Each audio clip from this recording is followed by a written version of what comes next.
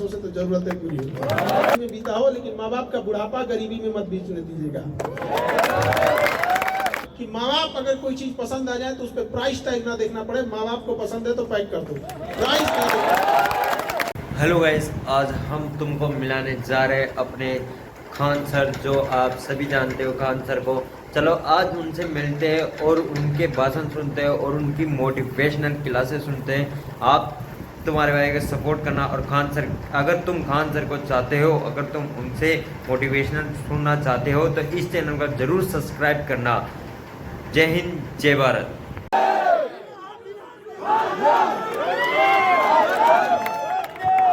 जय हिंद सभी लोगों को।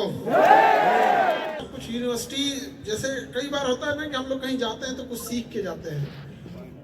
फर्स्ट एंट्रेंस में हमको लगा कि एक हमारा भी एक सपना था कि एक यूनिवर्सिटी खोला जाए, बट बहुत सारे उसके कॉम्प्लिकेशंस होते हैं, बहुत टफ चीज होते हैं। तो हम जो उस टाइप का सोचते थे ना, वो यहाँ आके हम देख रहे हैं कि हम ऐसे ही, मतलब नहीं होता है कि ड्रीम्स ट्रू। तो सबसे बड़ी चीज क्या है, जरूरी क्या चीज होती है कि आजकल एजुकेशन जो हो गया मनी ड्रिवन हो गया है। एजुकेशन में कैसे कितना पैसे कमाया जा सकता है, ये चीजें इस यूनिवर्सिटी ने कम से कम अवॉइड किया, और उसको इस यूनिवर्सिटी ने किया कि सबके लिए अफोर्डेबल बनाया। और आज के टाइम पे जो यूनिवर्सिटी है जिसमें SC, ST, OBC और माइनॉरिटी का 75% से ज्यादा स्टेक है, जो ये बताता है कि ये यूनिवर्सिटी जो है एजुकेशन के लिए वहां तक दीप जलाना चाहता है जहां तक सदियों से अंधेरा था। बड़े जगह जहाँ पे तो हरकत नहीं थी उस समय भी, हमारे यहाँ ताज होटल उस समय भी बन चुके थे, और बड़ी बड़ी बिल्डिंगें इमारतें अभी बन चुकी थी। लेकिन जरूरत उस बात की होती है कि उसके लिए कौन खड़ा होता है जिसके लिए कोई शायद हाथ बढ़ाने के लिए ना है।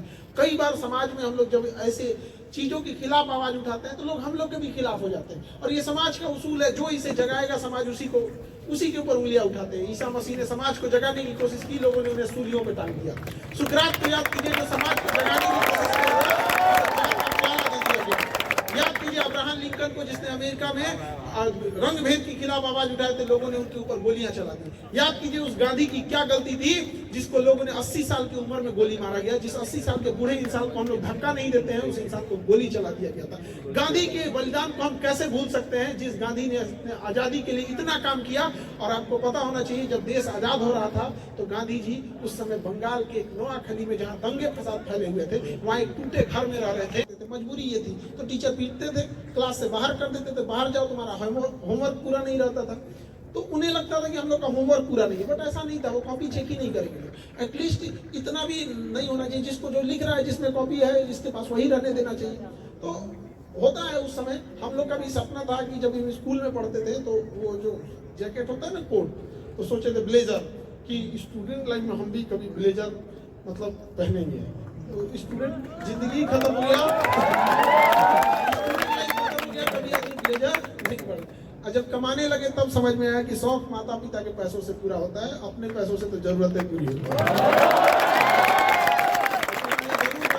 आपका बचपना भले गरीबी में बीता हो, लेकिन माँ बाप का बुढ़ापा गरीबी में मत बीतने दीजिएगा। ये हो सकता है कि आपके माँ बाप शायद उस गली, उस मोहल्ले नहीं ले जाते होंगे जिस समय खिलौने बिकते होंगे, कि कहीं आप कुछ मांग ना लें। लेकिन याद रखिएगा, जब आप कामयाब इतने होइएगा कि माँ बाप अगर कोई चीज पसंद आ जाए तो उस पर प्राइस टैग ना देखना पड़े। माँ बाप को पसंद है तो पैक कर दो, price tag. No limit of success, no limit of success. बुढ़ापे में अगर माँ बाप कभी बीमार पड़ गए तो हॉस्पिटल की बिल देखने की जरूरत न पड़े और इंश्योरेंस को क्लेम करने की जरूरत न पड़े। माँ बाप ने आपको यहाँ इतना इस जगह पे पहुंचाया है तो उसके आप कर्जदार हैं। हमेशा याद रखिएगा, दुनिया के कोई चीज लौट के आ सकता है, गुजरा हुआ वक्त नहीं आ सकता है। हम सब अपनी जिंदगी में कुछ गलतियां कर रहे होते हैं जो आज भी पछताते हैं कि शायद हम 10th में थे तो ये नहीं करना चाहिए था, इंटरमीडिएट में पढ़ते थे तो ये गलती नहीं करनी चाहिए थी।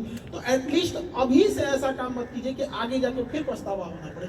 क्या जरूरत है, गलतियां कर करके अगर हम सीखेंगे तो एक जन्म तो गलती में ही बीत जाएगा। क्यों ना हम दूसरों की गलतियों से सीखे। और इतिहास ने हमने यही सीखा कि इतिहास से कोई कुछ नहीं सीखता है, इसलिए इतिहास से कुछ सीखिए। हिस्ट्री से आप सीखिए कि कहाँ कहाँ गलतियां हुई थी, और कहाँ छोटी छोटी मिस्टेक से आदमी बहुत बड़ी कामयाबी रुक जाती है। और ठोकर छोटे पत्थरों से लगता है, पहाड़ से किसी चीज है ना, कब आपको डिले करते जाएंगे आपको पता नहीं चलेगा। टाइम टेबल के मोहताज मत रहिए, या बहुत ज्यादा सोफिस्टिकेटेड होने की कोशिश मत कीजिए। शुरुआत कीजिए चाहे जैसा भी हो। कई बच्चों को देखते हैं कि पढ़ने से पहले बैठेंगे तो बढ़िया टेबल साफ करेंगे, पानी बोतल रखेंगे, फिर ऐसे करेंगे, नहाएंगे, तो जब आदमी है क्या कर रहे हैं,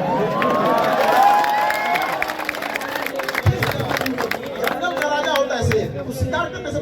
क्या तो मुंह धो लेते हैं। आज तो हिरन तुम्हारा हम खैर नहीं दूंगा तो आज हम शिकार करें, कभी ऐसा करेगा नहीं। तो आपके अंदर अगर लीडरशिप है ना, तो लीडरशिप जो होता है ना वो किसी समय और प्रोटोकॉल का मोहताज नहीं होता है। Leader always leader. तो हमेशा अपने आप को समझिए, लीडर को सेक्रीफाइस सबसे ज्यादा करना पड़ता है। लीडर प्रॉब्लम को सबसे पहले पहचानता है और वो किसी दूसरे को हैंड ओवर नहीं करता है और खुद इनिशिएट होकर उस काम को करता है। समझे, वही एक लीडर होता है। तो अपने आप में वो लीडरशिप अपनाइएगा। आप महाभारत पढ़िएगा, उसमें कृष्ण भक्ति भी जाइएगा, आप देखिएगा शुरुआत के टाइम पे जो मार्च अप्रैल का वीडियोस होंगे अब 2020 का, उसमें मेरे यहाँ माइक ही नहीं लगी थी। हमको पता ही नहीं था, बताने वाला कौन था, हमको नहीं पता चल पाता था। तब जाके हम एक तो माइक खरीदे, तो ऐसा माइक था कि यहीं से यहीं रह जाता था, कैमरा उतना दूर था। हम कहे पगहा बराबर 2 भैंस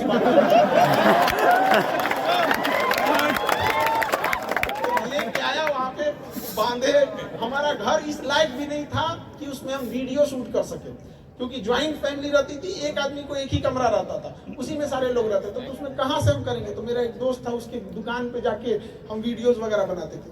तो वहां जाके, और वो ना जैसे यहाँ आपके यहाँ से कैसे ट्रैक गुजर रही है ट्रेन, वो तो ट्रैक तो थोड़ा दूर है ना, उसका दुकान से ना मतलब 100 मीटर भी ट्रैक नहीं था।